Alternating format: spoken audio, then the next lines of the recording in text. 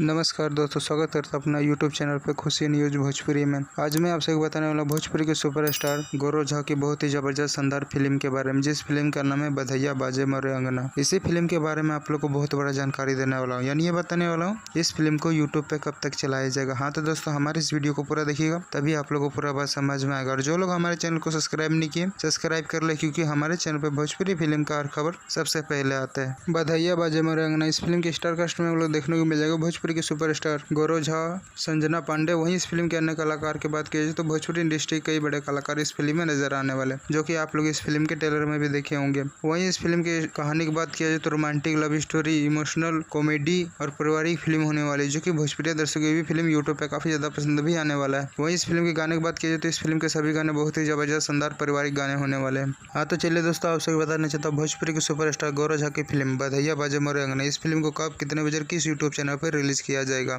Media report के माध्यम से बताया जा रहा है भोजपुरी के सुपरस्टार गौरव झा की फिल्म बधैया बाजे मोरे अंगना इस फिल्म को चलाया जाएगा 1 जून को सुबह 6:30 पे B4U भोजपुरी यूट्यूब चैनल पे चलाया जाएगा। हाँ दोस्तों, इस फिल्म को चलाया जाएगा 1 तारीख को सुबह 6:30 पे B4U भोजपुरी की यूट्यूब चैनल पे। हाँ तो दोस्तों, हमारे इस वीडियो को पूरा देखिएगा, तभी आप लोगों को पूरा बात समझ में आएगा। और दोस्तों, भोजपुरी के सुपरस्टार गौरव झा का वीडियो आप लोग को पसंद आया, लाइक करें, सब्सक्राइब करें। धन्यवाद दोस्तों।